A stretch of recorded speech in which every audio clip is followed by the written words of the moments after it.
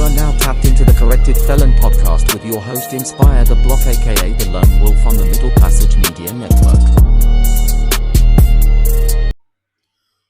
What up, though? It's your boy Inspire the Block, aka the Corrected Felon, or simply known to my friends and family as Corey. Once again, I want to thank everybody for constantly tapping in and time out with your boy, because over here at the Corrected Felon Podcast, y'all know we be having dope discussions and conversations that mean something. So once again, I want to thank y'all for tapping in continuously. And once again, make sure y'all hit that subscribe button, that like button, comment, and share the Corrected Felon Podcast. Let me get right off into it, because one thing, if you've been following my story for a while now, and if you go through, my content, just scroll to any of it, you be well aware or understand that I did time in the Michigan Department of Corrections. I did over 17 years. I got locked up when I was 17 years old. I didn't get out till I was 35 years old. And if you follow my content, then you well aware once again that I don't story talk or story tell about prison. One of the reasons why, or the major reason why I don't story tell or talk about prison, is because I've been able to mentalize prison to a point to where I don't even think about prison whatsoever. Only time I actually think about prison, if something actually triggers that thought and something pops up from my subconscious mind, and then it's there. But a continued thought pattern about a time of my life that was very traumatic, no, I don't play those events in my head too much at all. I'm talking about, if I'm using a percentage wise, 98% of the time, prison is nowhere in my mental Rolodex. Nowhere in my brain am I thinking about prison. Once again, because it was traumatizing. Now, I've never had physical problems in prison whatsoever. The fights that I did get into, I came out on the end that I was supposed to come on in, and nobody ever really pressed me. But mentally and emotionally, prison was very, very traumatic, because for one, my father died while I was in there. My stepfather died while I was in there. My grandfather died while I was in there, and my mother died while I was in there. So for me, when I was in the Michigan Department of Corrections, all I ever wanted to do was to get out. Nothing about it played an intricate part of my life other than me just existing there, trying to figure out how to way to get my freedom back. And today on social media, one of the major conversations that was being had today amongst our elite rappers, or our OG rappers, or our so-called gangster rappers, was how people did time in prison. And I'm talking about Boosie in particular. Boosie and Kodak Black got this little beef going on, to where Boosie put out a list of rappers that did not do their time in PC. And next, Meek Mill started talking about it. Young Thug started talking about it. It turned into a conversation to where people had different point of views about it. Some people agreed that, hey, one of the best ways that you can do your time is in protective custody. Other people felt like they'd rather die than to do their time in protective custody. And I just say, for the record, I never did my time in protective custody. The only time I was not in general population, that's when I was in segregation, as called in the Michigan Department of Corrections, or the whole. Other than that, I was on the yard for the whole 17 years that I was incarcerated. But this is the thing right here. And this is the part that I really, really want to communicate with people out there. When you're free, how you did that time shouldn't even be a conversation whatsoever. Because in our culture, for some reason, we like to give a lot of credit or a lot of weight to doing dumb shit in the name of keeping it real or being a real nigga. For example, in the world of hip hop, and that's connected to the streets, or the streets that's connected to hip hop, right? You have to uphold the laws or the codes or the ethics of the street, regardless of how successful you become. For example, Boosie was put out the list, like I said, about all the rappers that did not do their time in protective custody, or PC as they call it. And it was a nice little list of rappers. I think Meek Mill felt some kind of way because he was left off. He didn't do his time in protective custody. Then Boosie went back and apologized and said that he should have had him on the list.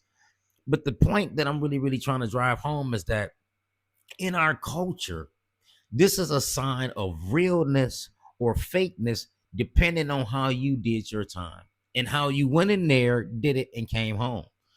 Now, don't get it twisted. I ain't for criminal activity whatsoever. So if you go to prison and don't engage in any criminal activity, I fuck with you. I'm all for you. I salute you because you had one goal in mind. That was to go do your time and come home. Once you start involving yourself in criminal activity, gang banging, gambling, and hustling, then you set yourself up for a lot of problems that can come your way. If you wasn't doing that while you were in prison, I salute you because once again, you had a focus on getting home. It was that simple. If you was doing the opposite, then more than likely you had a lot of problems. But this is what we highlight in our culture. We highlight the idea that if you're on stupid shit or dumb shit, that's real, and we should regard you in high heights. Like we should look at you in a whole nother level than what you really should be looked at, which is a stupid motherfucker for going to prison. That's how I talk. I'm not a real person because I went to prison. I'm not a real person because I upheld the standards and codes of the streets while I was in prison, which I didn't. I went a totally different route. I went there and used it for what it was for, as an ideal of correction. I grew up in the Michigan Department of Corrections. I didn't engage in the activities that I knew that would bring me any kind of problems when I was there. And now that I'm home, I've been home going on 14 years. The ideal of the practices, the ethics, the codes that exist in any prison in America, there's no way in the hell I'm sitting on the outside thinking about none of that shit. I'm not. It's confusing to me once again that this was a conversation that was being had as if Boosie was trying to shame Kodak Black for doing his time in protective custody. Now listen here, I'm gonna be honest with you, man. Everybody ain't built to be on the yard in prison. This is gonna be one of the few times that I actually story tell about prison because once again, I've decompartmentalized prison so much. It's almost like I ain't never even go, other than this gap in space in my life of time that reminds me that I went to prison. Like I said, I got locked up at 17 years old. I didn't get out till I was 35 years old. Now I'm going on 14 years of freedom. And it seems like, once again, that I've never gotten locked up before. But once again, what reminds me is this space of time, this gap that I have that let me know I've been to prison. But once again, prison ain't physically built or mentally built for everybody. I know people that did their time better in the hole than they did on the yard, not because they wanted to be in some type of protective custody, but because it was the best way for them to do the time so that they wouldn't harm nobody else. So they chose to just stay in a hole. Would that be a form of protective custody, or is that real? Because once again, I know people that did their time in a hole all because they knew if they was left on the yard too long or had a cellmate, that they would eventually hurt somebody on that yard and they were trying to go home. Also, too, prison is not for the weak. And if the goal is to go in there, do your time, and come home, and if you're not one of the ones that's physically capable of protecting themselves or defending themselves, then yeah, protective custody is for you. And you shouldn't be shamed if you did your time like that and came home. Once again, these are these bullshitting ass realities or fantasies that we have incorporated in our culture. And the problem with all this is that we listening to these rappers who really never came from the streets. They never really came from the streets. None of them. They became famous and then went to the streets. I mean, you can just look at a lot of their baby pictures that they post, right? When they was in school and shit like that in elementary, right? These were some cute looking kids, man. They wasn't no ugly looking kids. They didn't look like the shit that they rap about coming from the trenches. These little niggas had haircuts. They had nice clothes on and shit like that. They had smiles on their face. Their teeth was white. Their hair was brushed on these days. Like, look at those school pictures of these so-called gangster rappers when they publish them on social media. That'll tell you a lot about their upbringing. Most of them had mamas and daddies in the home.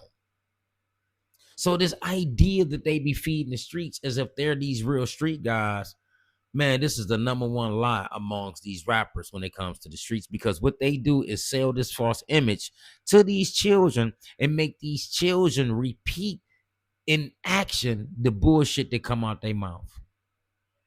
And I'm gonna be honest with y'all. I'm gonna be 100.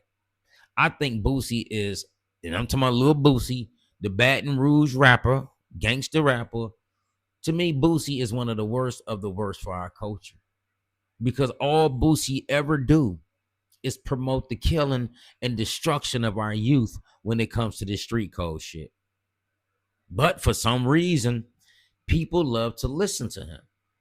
Boosie just dodged a 2-year, a gun case on the federal level, a felon in possession Fed case. He got probation. A lot of people can put on him the jacket that you snitched, because it's hard to believe you just walked away from the feds with only some probation time.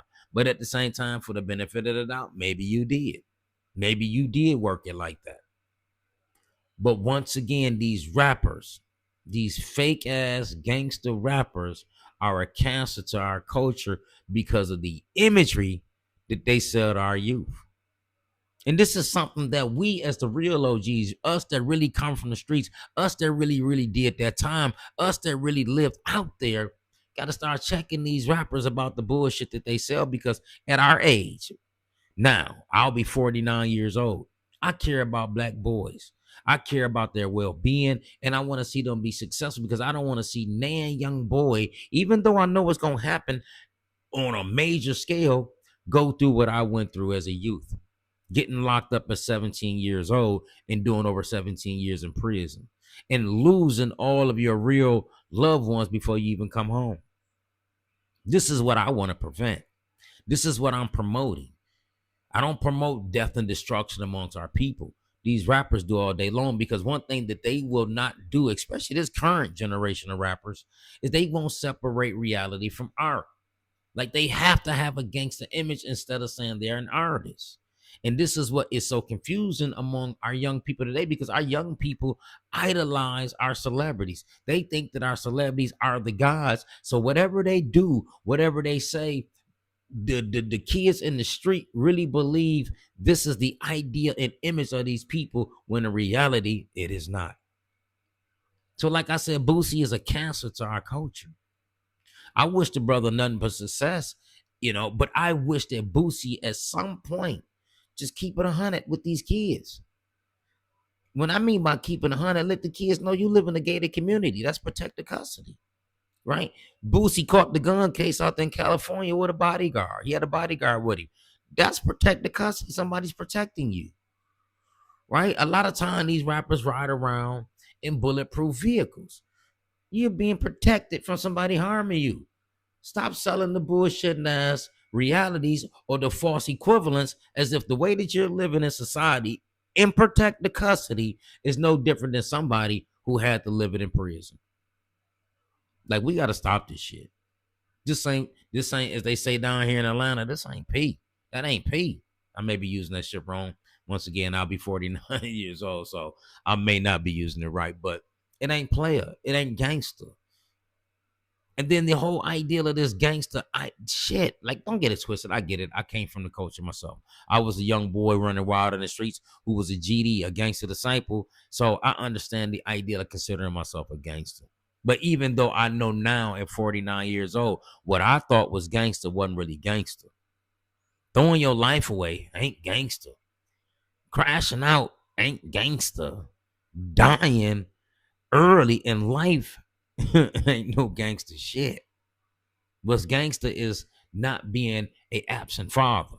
Because if you go to prison, keeping it 100 for the niggas in the street, then you're going to be an absent father. And in my deepest belief, I believe that the only time that unconditional love really exists is between a parent and a child. So if you're a father who chooses to go to prison for the niggas in the neighborhood, then you breaking that bond with your child and proving to them that love is not even really real. And once again, I believe that unconditional love only really exists between a parent and a child. So if you're somebody to go to prison Like, think about what you're doing to your kids. Is keeping it real, being a real street nigga, being a gangster more real than being a father to your child? I mean, I want to know the answer to these questions because I didn't have my daughter until I got out of prison. I understand what it means to be a present father. I can't fathom the idea of me throwing my life away to any department of correction because I was trying to keep it real for some niggas who I know once I go to prison they'll think about me. That's about as much as they gonna deal with me. But other than that, they gonna go on about their lives, and I ain't gonna be shit no more. But what I promote, because the motherfucker might think that I'm promoting snitching. No, I'm not promoting that. I'm promoting don't put yourself in a situation to where you have to prove if you're gonna keep it 100 or you gonna be the snitch. You gonna keep it 100 and live on the yard, or you gonna live in PC. Don't put yourself in those positions. Like prevention. Let's prevent this shit from happening. Not be placed in a situation and determine what and think what you're gonna do at that moment. Avoid the situation as a whole, once again, so it don't even be your reality. We gotta stop idolizing these entertainers because once again, these entertainers is not for us. They don't care for us like that. They'll never have that connection. And we got to quit thinking that these entertainers are gods or they're leaders. They not, by far. Most of these niggas really can't even really read. They're absent fathers. They woman abusers. So why do we, and they're liars. So why do we believe that we have to listen to them when it comes to the trajectory of our lives as fans of the music? Just be fans of the music like I am. I'm nothing but a fan of all the music that I listen to. Them people in Hollywood or these celebrities, man, that's all that they is to me. It's celebrities. They not real people to me like that, even though they are real people for the most part.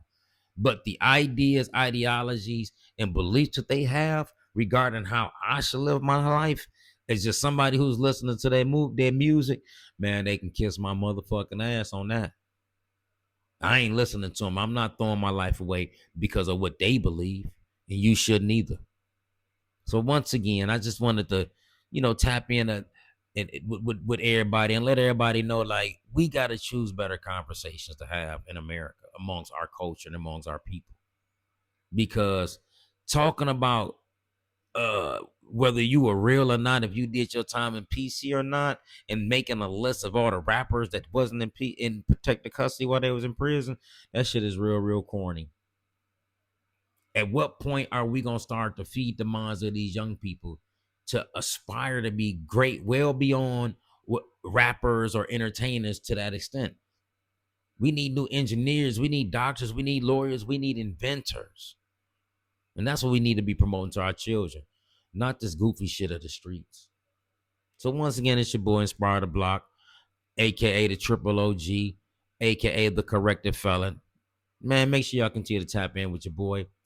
Once again, subscribe, like, comment on this conversation that we have, and share the Corrected Felon Podcast. Until next time, all y'all, please have a blessed day on purpose. It's your boy.